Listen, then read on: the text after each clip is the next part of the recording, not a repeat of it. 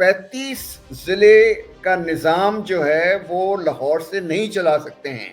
آپ وہاں امپاور کریں لوکل گورنمنٹس کو, ٹرانسپیرنسی ہوگی, اکاؤنٹیبلٹی ہوگی, لوگ دیکھیں گے کہ ہمارے پیسے جو ہیں وہ کہاں خرچ ہو رہے ہیں. یہاں تو کوئی پتہ ہی نہیں چل رہا. 18 سال سے کوئی بھی گورنمنٹ لیجسلیشن کے لیے یا کانسٹیٹیوشنل امینڈمنٹ کے لیے تیار نہیں ہے کہ لوکل گورنمنٹس کو امپاور کیا جائے. سائنس اور میتھمیٹکس آپ جو ہے وہ اسکول کے لیول سے جب تک نہیں کریں گے اس وقت تک آپ پیچھے کے پیچھے رہ جائیں گے. 1999 سے 2024 تک 18 پرائم منسٹر بدلے ہیں. تو جب تک آپ یہ چیزیں نہیں کریں گے, political stability, continuity, predictability of economic policies جو آپ نے بات کی, تو ہمارا حال یہی رہے گا. گفتگو کی اس نشست میں خوش آمدید. میرا نام اعجاز حیدر ہے. آج کی گفتگو کا موضوع ہے پاکستان کی معیشت. اور معیشت کا آپ کو معاملہ پتہ ہے کہ گزشتہ کئی دہائیوں سے ہم ایک چکر میں پھنسے ہوئے ہیں اور اس چکر سے ہم نکل نہیں پا رہے. اور اس کے بارے میں بہت کچھ لکھا گیا ہے, کتابیں بھی لکھی گئی ہیں, مضامین تو تواتر سے لکھے جاتے ہیں, اور یہ بھی بتایا جاتا ہے کہ ہم کس طریقے سے معیشت کو پٹڑی پر واپس ڈال سکتے ہیں. لیکن اس کے باوجود یہ پٹڑی پر ڈلتی نظر نہیں آتی, اور کچھ سمجھ نہیں آتا کہ پاکستان میں اتنے بڑے بڑے جو اکانومسٹ ہیں اور ماہرین ہیں, ان کے ہونے کے باوجود جو ہے یہ معاملہ سدھرتا کیوں نہیں ہے. تو آج ہم نے سوچا کہ مدعو کریں ہم ڈاکٹر عشرت حسین کو, جو کہ ماہر معاشیات بھی ہیں, انہوں نے سول سروس بھی دیکھی ہے, ورلڈ بینک کے لیے بھی کام کیا ہے, صاحب کتب بھی ہیں, صرف صاحب کتاب نہیں بلکہ صاحب کتب ہیں, گورننس کے حوالے سے بھی لکھا ہے, معیشت کے حوالے سے لکھا ہے, گورننس اور معیشت کا آپس میں کیا جوڑ ہوتا ہے اس کے حوالے سے بھی لکھا ہے, انسٹیٹیوشنز یعنی ادارے جو ہیں اس کے حوالے سے بھی لکھا ہے. پھر یہ ہے کہ اسٹیٹ بینک آف پاکستان کے گورنر بھی رہ چکے ہیں, پچھلی حکومت میں جو ہے وہ مشیر بھی تھے, اور کچھ کمیٹیز کو بھی انہوں نے ہیڈ کیا جہاں پہ سول سروس ریفارمز کے حوالے سے بھی بات ہوئی کہ اصلاحات کس طریقے سے ہونی چاہیے. ابھی کچھ غالباً 2 ہفتے پہلے انہوں نے ڈان میں ایک مضمون بھی لکھا جو کہ فرنٹ پیج پہ آیا کہ کس طریقے سے جو ہے وہ معیشت کو صحیح کیا جا سکتا ہے. تو ہم نے سوچا کہ ان سے گفتگو کریں. وقت کی تو ظاہر ہے کمی ہے اور یہ موضوع بہت ہی وسیع ہے, لیکن کچھ نکات اگر ہم اس وقت جسے وہ بقول انگریزی محاورے کے میز پر رکھ پائیں تو میرے خیال میں اس پروگرام کا مقصد جو ہے وہ پورا ہو جائے گا. تو ڈاکٹر صاحب بہت شکریہ شریک گفتگو ہونے کا. میں نے بات کا آغاز کیا, آپ نے ابھی وہ مضمون بھی لکھا ہے, تو آپ اصلاحات کے حوالے سے اور اداروں کی اصلاحات کے حوالے سے بھی آپ نے بہت کچھ لکھا, گورننس کے. تو پہلا تو مجھے یہ بتائیں کہ گورننس اور معیشت کا آپس کا تعلق کیا ہے, تاکہ ہمارے ناظرین کو اس کے بارے میں تھوڑا سا پتہ چل جائے. شکریہ پہلے تو اعجاز کہ آپ نے مجھے یہ موقع دیا کہ میں اپنے خیالات جو ہے وہ یہاں پیش کر سکوں. عام طور سے آپ نے دیکھا ہوگا کہ میں کافی عرصے سے ٹی وی وغیرہ پہ نہیں جاتا, لیکن آپ کی ایسی شخصیت ہے کہ میں نے اپنا خیال جو ہے وہ بدلا اور آپ کے ساتھ گفتگو کے لیے یہ موقع تلاش کیا. دیکھیں, بات یہ ہے کہ گورننس کا اس وقت جو کرائسس ہے اس وقت پاکستان میں, چاہے آپ لا اینڈ آرڈر کی سچویشن دیکھ لیں, چاہے وہ آپ تعلیم کی دیکھ لیں, صحت کی دیکھ لیں, اور روزمرہ کی جو امپلائمنٹ ہے, لوگوں کا انفلیشن ہے, ہر چیز کے پیچھے ایک ہماری جو گورننس ہے, دیٹ مینس کہ جو پالیسیز آپ بنائیں اور اس کی امپلیمنٹیشن جو ہے وہ بالکل ختم ہو گئی ہے, کہ اس کی امپلیمنٹیشن نہیں ہوتی ہے. پالیسیز بڑی اچھی بنی ہیں, اگر کوئی مارچ سے پاکستان میں آ کے ساری پالیسیز اور پلانس اور اسٹریٹجی پیپرز دے کے اور وہ قدم نہ رکھے اسلام آباد میں, تو اس کو یہ لگے گا کہ اس سے اچھا تو کوئی ملک ہے نہیں جس نے ہر پرابلم کا سلوشن حال معلوم کیا ہوا ہے اور اس پہ کافی انہوں نے کام بھی کیا ہوا ہے. جہاں کہ گاڑی رک جاتی ہے وہ ہوتا ہے ان پالیسیز کی امپلیمنٹیشن, اور وہاں میری جو سب سے پہلی کتاب تھی وہ تھی Pakistan the economy of an elite state, جو میں نے 25 سال پہلے لکھی تھی. اس کا خلاصہ یہ ہے کہ جب آپ کے پروکیل پرسنل ویسٹڈ انٹرسٹ جو ہیں they trump over the national interests, then we have a governance crisis. It's a elite capture جس کو بھی کہتے ہیں کہ اگر میں ایگریکلچر میں لاکھوں روپیہ کما رہا ہوں لیکن میں ایگریکلچر میں 1 پیسہ ٹیکس نہیں دے رہا ہوں کیونکہ میں اسمبلی کا ممبر ہوں، میں پارلیمنٹ کا ممبر ہوں، اور وہاں سے لیجسلیشن جو ہے وہ میں کرنے نہیں دوں گا. اسی طرح آپ نے دیکھا کہ 2001 سے 2008 تک جب مشرف گورنمنٹ میں لوکل گورنمنٹس کا نظام مضبوط ہوا تو لیول آف سیٹسفیکشن جو تھی لوگوں کی with the public goods delivery وہ بہت بڑھ گئی تھی. وہ اس کو اب 18 سال ہو چکے ہیں اس بات کو، اور اس بات کو سب دہراتے ہیں کہ یہ ضروری ہے کہ آپ 35 ضلع کا نظام جو ہے وہ لاہور سے نہیں چلا سکتے ہیں. لاہور کے پرابلمز بڑے ڈیفرنٹ ہیں، لیا کے پرابلمز بڑے ڈیفرنٹ ہیں، اور میاں والی کے پرابلمز بڑے ڈیفرنٹ ہیں. آپ وہاں امپاور کریں لوکل گورنمنٹس کو جن کو پتہ ہے کہ اس جگہ پہ کیا پرابلمز ہیں، اور وہ وہاں پہ فیصلے کریں اور ایلوکیٹ کریں ریسورسز. اور یہ کامیاب ایکسپیریمنٹ ہوا ہے. لیکن 18 سال سے کوئی بھی گورنمنٹ، چاہے وہ پی پی پی کی ہو، چاہے پی ایم ایل این کی ہو، چاہے پی ٹی آئی کی ہو، کسی کے ایم پی ایز جو ہیں وہ لیجسلیشن کے لیے یا کانسٹیٹیوشنل امینڈمنٹ کے لیے تیار نہیں ہیں کہ لوکل گورنمنٹس کو امپاور کیا جائے. تو جب آپ کے اپنے مقاصد جو ہیں، آپ کے اپنے آبجیکٹیوز جو ہیں وہ نیشنل آبجیکٹیو سے، نیشنل پرائرٹیز سے کلیش کریں گے تو یہ پالیسیز کاغذ پہ رہ جاتی ہیں اور ان کی امپلیمنٹیشن نہیں ہوتی. تو اکنامک پالیسیز کا جو آپ کہیں پائپ ہے، وہ پائپ جو ہے وہ گورننس کی انسٹیٹیوشنز ہیں، وہ پائپ لیک کر رہا ہے، اور وہ پائپ لیک کر رہا ہے تو دوسرے اینڈ پر آپ کو کوئی فائدہ نہیں ہو رہا. وہ پانی جو ہے وہ نہیں آ رہا، آپ کو عام آدمی کو جو ضروریات ہیں وہ پوری نہیں ہو رہی. اس لیے ہماری اکانومی کا یہ حال ہے. یہ آپ نے بہت ہی اچھی بات کی اور میرے دل کی بات کی ہے ڈاکٹر صاحب، کیونکہ میں نے بھی اس کے بارے میں کافی تحریر کیا ہے اور بہت دفعہ جو ہے وہ زور دیا ہے کہ جو آپ کی لوکل گورنمنٹس ہیں وہ آپ کے گورننس سٹرکچرز کے لیے بھی اور آپ کی پولیٹیکل پارٹیز کا جو ارتقاء ہے اور اس میں جو لیڈرشپ جو جس طریقے سے پیدا ہوتی ہے اس کے لیے بھی بہت ضروری ہے. اور مجھے بہت خوشی ہوئی ہے کہ آپ نے یہ ذکر کیا جو مشرف صاحب کے زمانے کا. میں مشرف صاحب فوجی ڈکٹیٹر تھے، ان کی بہت ساری پالیسیز سے اس زمانے میں بہت اختلاف بھی تھا، لیکن یہ ایک وہ پالیسی تھی جس کا مجھے آج بھی یاد ہے کہ جس کی حمایت میں ہم نے لکھا اور ہم نے کہا کہ اس سسٹم کو آپ لے کے آگے چل سکتے ہیں. لیکن آپ کو یاد ہوگا کہ 2008 میں ایم کیو ایم کے علاوہ اور جماعت اسلامی کے علاوہ باقی تمام سیاسی جماعتیں جو تھیں انہوں نے اس سسٹم کو کھڑکی سے باہر نکال کر پھینک دیا اور اس کے اوپر کسی قسم کا مزید کام نہیں ہوا. اور آج ہمارے پاس جو ہے وہ نام کی لوکل گورنمنٹس ہیں لیکن وہ امپاورڈ نہیں ہے. تو میں آپ سے یہ جاننا چاہ رہا ہوں، آپ نے یہ ذکر تو کیا کہ ظاہر ہے یہ پیروکیل انٹرسٹ اور سارا کچھ ہے، لیکن آپ چونکہ حکومتوں کو بہت قریب سے آپ نے دیکھا ہے، یہ کیا وجہ ہے کہ اگر دیکھیں نا ایکسٹریکٹیو ایلیٹس کی بھی بات کریں، اور میں بات کروں گا کیونکہ آپ کا نے کافی سارا کام کیا جو ڈیرن ایشموگلو اور رابنسن اور ان کا جو ان کو ابھی نوبیل بھی ملا اس کے بارے میں بھی چلتے چلتے گفتگو کریں گے. لیکن مجھے یہ بتائیں کہ وہ جو ایلیٹس ہیں اگر انہوں نے اپنے لیے پیسہ بنانا بھی ہے تو کم از کم اس حد تک تو ملک کو چلائیں کہ جہاں ملک میں اتنا پیسہ ہو جس کو وہ لوٹ سکے. اگر صرف لوٹ کھسوٹ ہوتی رہے گی اور پیسہ نہیں بنے گا تو یہ درخت کسی وقت تو یہ گر جائے گا نا، تو پھر تو ان کے حق میں بھی برا ہے.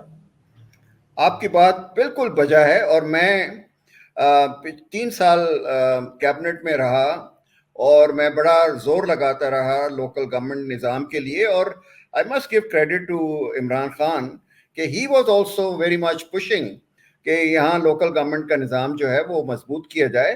ان کا کہنا تھا کہ میٹروپولیٹن کارپوریشن اگر لاہور کی ہوگی یا کراچی کی ہوگی وہ اتنے خود ٹیکسز اور فیس اور سیسز جو ہے وہ جمع کر لے گی کہ اس کو دوسرے نیشنل فائنانس کمیشن سے یا پروونشل فائنانس کمیشن سے لینے کی ضرورت نہیں پڑے گی، کیونکہ ان کو یہ پتا ہے کہ یہ جو ہم پیسے دے رہے ہیں اس کا مصرف جو ہو رہا ہے وہ لاہور میں ہو رہا ہے یا پنڈی میں ہو رہا ہے یا کراچی میں ہو رہا ہے، اور یہ پیسے کہیں بلیک باکس میں غائب نہیں ہو جاتے اسلام آباد میں. تو the propensity to pay taxes is much higher when you have the visibility of the projects and the living standards جس میں لوگ اپنے آپ کو آئیڈینٹیفائی کریں گے کہ اس کا فائدہ ہوگا. لیکن جب بھی ڈسکشن ہوا ہے، اور میں نے عمران خان کی اپنی پارلیمنٹری کمیٹی کی میٹنگز بھی اٹینڈ کی ہیں، وہ کہتے ہیں ایم پی ایز اور ایم این ایز کہ پھر تو ہم کسی کام کے نہیں رہیں گے، کیونکہ ساری پاورز جو ہوں گی وہ تو ناظمز کے پاس چلی جائیں گی، اور وہ جو ہے ناظم جو ہے وہ تو ہمیں گھاس نہیں ڈالے گا، کیونکہ اس کے پاس ریسورسز بھی ہیں، اس کے پاس اتھارٹی بھی ہے. تو میں ان کو یہ کہتا تھا کہ جی اگر آپ کو اتنا پاور کا اور اتھارٹی کا شوق ہے تو آپ ریزائن کریں، ایم این اے نہ بنے، ایم پی اے نہ بنے، اور ناظم کا الیکشن لڑے، تاکہ آپ کا یہ جو شوق ہے یہ پورا ہو سکے. لیکن اس کی وجہ سے آپ پورے نظام کو مفلوج تو نہیں کر سکتے. اور میں نے شاہ محمود قریشی کی ایگزامپل دی کہ شاہ محمود قریشی صاحب ایم این اے تھے جب یہ سسٹم آیا، انہوں نے ریزائن کیا اور اس کے بعد وہ ناظم بن گئے ملتان کے، اور ملتان میں انہوں نے کام کیا. اس کے بعد پھر جب نظام ختم ہو گیا لوکل گورنمنٹس کا، پھر وہ واپس چلے گئے. تو میں ان ایک کو اور یہ بالکل آپ کی سمجھاتا بات تھا. درست ہے، میں قطع کلامی کی معافی. Nafisa Shah is another example. جی Nafisa Shah is another example. Nafisa Shah did a wonderful job, Khairpur میں اس نے بڑا کام کیا. آپ دیکھیں اعجاز، آپ کا تو ماشاءاللہ سیاست پہ بڑی نگاہ ہے. کراچی میں 1970 کے الیکشن کے بعد سے جماعت اسلامی کو کبھی کوئی سیٹ نہیں ملی، لیکن جب نعمت اللہ صاحب الیکٹ ہوئے، بڑا شریف آدمی، ایماندار آدمی، محنت کرنے والا آدمی ہوا، کراچی کا اس نے نقشہ بدل دیا. کیونکہ رات کے 12 بجے میں نے دیکھا بڑے میاں کو کھڑے ہوئے اور وہ وہاں سپروائز کر رہے ہیں پرسنلی کہ ٹھیکیدار کام کر رہا ہے کہ نہیں کر رہا. تو لوگوں میں جماعت اسلامی کو ووٹ نہیں دینا تھا، انہوں نے ووٹ دینا تھا اس آدمی کو جو ڈیلیور کر رہا ہے. یہ جو کانٹرڈکشن ہے ہمارے ایم پی ایز اور ایم این ایز کا کہ پاور ان کے پاس رہنی چاہیے. اب مجھے آپ بتائیں، ماشاءاللہ آپ کی بڑی وائڈ نالج ہے، میں بڑا امپریس ہوں آپ کی پڑھائی سے. آپ تو ریسرچ اسکالر زیادہ لگتے ہیں، جرنلسٹ کم لگتے ہیں، کیونکہ جو سائٹیشنز آپ کرتے ہیں، میں کہتا ہوں اعجاز کے پاس اتنا ٹائم کیسے ہے، میں بڑا انویس فیل کرتا ہوں. تو آپ یہ دیکھیں کہ جتنے بھی اس وقت ڈیولپمنٹ کے فنڈز ہیں وہ فیڈرل گورنمنٹ اور پروونشل گورنمنٹ جو ہے وہ اپنے ایم این ایز اور ایم پی ایز میں بانٹ دیتی ہے. وہ کیا کرتے ہیں اس کی کوئی اکاؤنٹیبلٹی نہیں ہے. اگر یہی پیسے جو ہیں وہ الیکٹڈ لوکل گورنمنٹ کے پاس جائیں گے، ٹرانسپیرنسی ہوگی، اکاؤنٹیبلٹی ہوگی، لوگ دیکھیں گے کہ ہمارے پیسے جو ہیں وہ کہاں خرچ ہو رہے ہیں. یہاں تو کوئی پتہ ہی نہیں چل رہا، لیکن وہ پیسے ختم کرنے کے لیے تیار نہیں ہیں. وہ کہتے ہیں جی ہمارا تو کانسٹیٹوئنسی میں ہم جائیں گے تو ہم تو یہی کام کریں گے. تو this is a contradiction between the legislators of Pakistan and the people of Pakistan who are actually aspiring. میں پولیٹیکل لیڈرز کے میرے بڑے اچھے تعلقات ہیں ہر پارٹی سے. میں ان سے یہ کہتا ہوں کہ جب آپ کلیکٹیولی لوگوں کی بھلائی کے لیے کام کریں گے تو آپ کے ریزلٹس آئیں گے، اور الیکشن پہ آپ جا کے بتا سکتے ہیں کہ دیکھیں پہلے حالات یہ تھے اور اب ہم نے حالات اتنے امپروو کر دیے، تو ووٹ آپ ہمیں دیجئے. میں نے کہا آپ کے پولیٹیکل جو آبجیکٹیوز ہیں اس کو میں آپ کے لیے الائن کر رہا ہوں with economic and governance objectives، لیکن آپ کو جلدی ہوتی ہے کہ نہیں ہر چیز میرے پاس ہونی چاہیے. تو اللہ کرے ہمارے پاس ایسی سوچ کے لیجسلیٹرز آ جائیں، پولیٹیشینس آ جائیں جو کہ اس نظام کو آگے لے کے جائیں اور کہیں کہ ہماری بقا اور اس ملک کی بقا اور اس ملک کے عوام کی خوشحالی کا ایک ہی ذریعہ ہے، وہ یہ ہے کہ ہم امپاور کریں لوکل کمیونٹیز کو اور ان کو ریسورسز دیں کہ وہ اپنی ڈیولپمنٹ کے لیے, اپنی لیونگ سٹینڈرڈز کو امپروو کرنے کے لیے اپنے آپ کو امپروو کر سکیں. ورنہ جو آپ نے پہلے بات کی تھی, ہم ایک کرائسس سے دوسرے کرائسس میں چلتے چلے جائیں گے. ڈاکٹر صاحب پہلے تو میں آپ کا بہت شکر گزار ہوں آپ کے for your very kind words. دوسرا آگے چلتے ہوئے میں یہ چاہ رہا ہوں کہ اگر آپ تھوڑا سا یہ اشارہ دے دیں کہ جو پارٹیسپیٹری ڈیموکریسی ہے جس کا آغاز جو ہے وہ لوکل گورنمنٹ سے ہوتا ہے اور پھر صوبائی اور وفاقی سطح کے اوپر پالیسی سازی ہوتی ہے, جو کہ ہمارے یہاں تو وہ ایم پی اے, ایم این ایز اور سینیٹرز جو ہیں وہ بنیادی طور پر نیچے والا کام کرنا چاہتے ہیں جیسے آپ نے ذکر کیا. اس کا اور جو معاشی ترقی میں جو انوویشن کا آپس میں جوڑ ہے, یہ ذرا تھوڑا سا ہمیں ایکسپلین کریں کہ اگر پارٹیسپیٹری ڈیموکریسی ہوتی ہے تو اس میں پھر کیسے انوویشن ہوگی؟ کیا اس کا تعلق پھر یہ ہے کہ آپ لوکل گورنمنٹس جو ہے اپنا تعلیمی نظام بہتر بنائیں گی, ٹیلنٹ ہنٹنگ کریں گی, انوویشن کو فیسیلیٹیٹ کریں گی جیسے ہم دوسرے ممالک میں دیکھتے ہیں؟ تھوڑا سا اس کے اوپر روشنی ڈالیں. یہ بڑا اچھا سوال کیا آپ نے.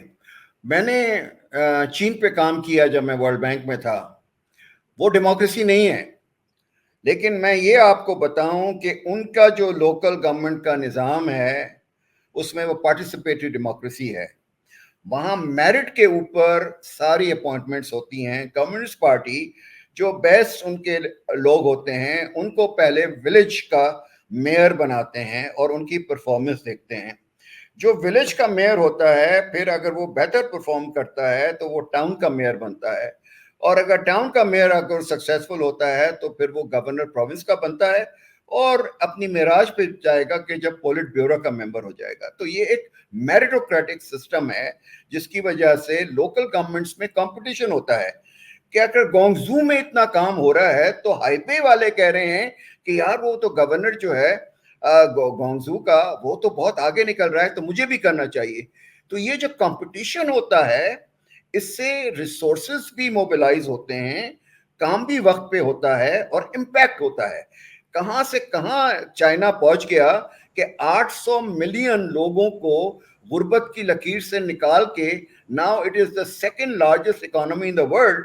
یہ اگر نظام نہیں ہوتا وہاں پر اور سینٹرلائز نظام ہوتا جو پہلے ہوتا تھا تو آج اس کا برا حال. اور انوویشن کی جو آپ نے بات کی وہاں پر آپ نے اتنی پتے کی بات کی ہے نا, آئی ایم سو ہیپی کہ آپ نے یہ بات کی ہے. اس کی وجہ یہ ہے کہ یہ مطلب this is just amazing what you said. دیکھیں آپ نے یہ بتایا ہے ہمیں کہ جمہوریت ہو یا جو ہے وہ آمرانہ نظام ہو, جیسے سنگل پارٹی سسٹم جیسا چین کا ہے, لیکن اتنا فوکس ہے لوکل گورنمنٹ کے اوپر. انفراسٹرکچر بلڈنگ جتنی چین میں ہوئی ہے وہ لوکل گورنمنٹس کی وجہ سے ہوئی ہے. اور وہ جو کیو جن کی جو کتاب ہے دا چائنا پلے بک, اس کے اندر she is a professor at L S C, وہ تو اس نے ایکسپلین کیا ہے کہ ڈینگ کے آنے کے بعد اور وہ جو ریفارمز ہوئے یو نو 4 ٹیئر ریفارمز, اور پھر کس طریقے سے لوکل گورنمنٹس کے ذریعے اس کو, I am so happy that you mention that. تو کیا اسی کو ہم چونکہ چین کے اتنے قریب ہیں تو کیا ہم چین سے کچھ سیکھ سکتے ہیں اس کے حوالے سے؟ دیکھیں آپ نے پہلے کہا انوویشن کا, میں آپ کو ایک اسٹیٹسٹک دیتا ہوں جو لوگوں کو پتہ نہیں ہے. Science, technology, engineering, mathematics, STEM, آج انوویشن کی بنیاد جو ہے وہ اس کے اوپر ہے. 2000 تک امریکہ میں چائنا سے twice as many graduates STEM کے نکلتے تھے. جو چائنا پروڈیوس کرتا تھا تو اس سے دگنے وہاں ہوتے تھے.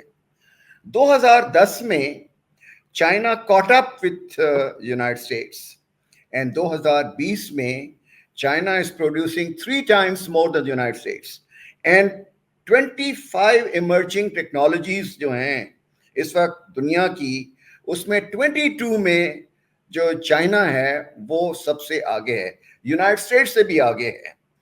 کیا وجہ تھی کہ جب وہ کمپٹیشن ہوتا ہے تو انوویشن کے لیے پالیسی تو سینٹرل گورنمنٹ بنا رہی ہے لیکن اس کی امپلیمنٹیشن جو ہے وہ پروونسز کر رہے ہیں اور لوکل گورنمنٹس کر رہی ہیں.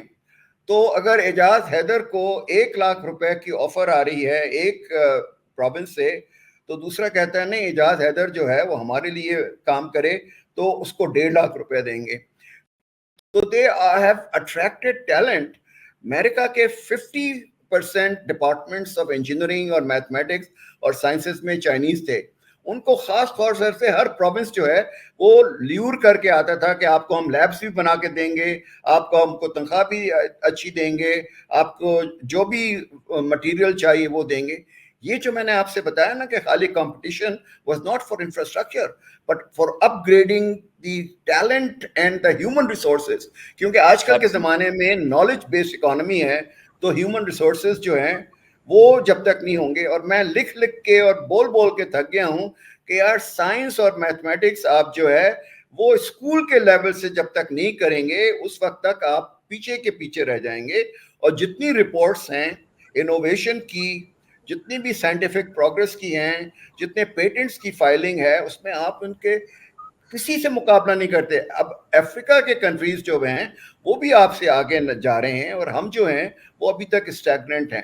میں لکھ کے تنگ آ گیا ہوں کہ اس کو ہمیں اپنا حصہ بنانا چاہیے نیشنل ایجوکیشن کا, اور پروونسز کیونکہ آج کل اس کے مالک ہیں ایجوکیشن کے, ان میں کمپٹیشن ہونا چاہیے اور لوکل گورنمنٹس میں کمپٹیشن ہونا چاہیے کہ ہم کتنے سائنٹسٹ پیدا کر رہے ہیں.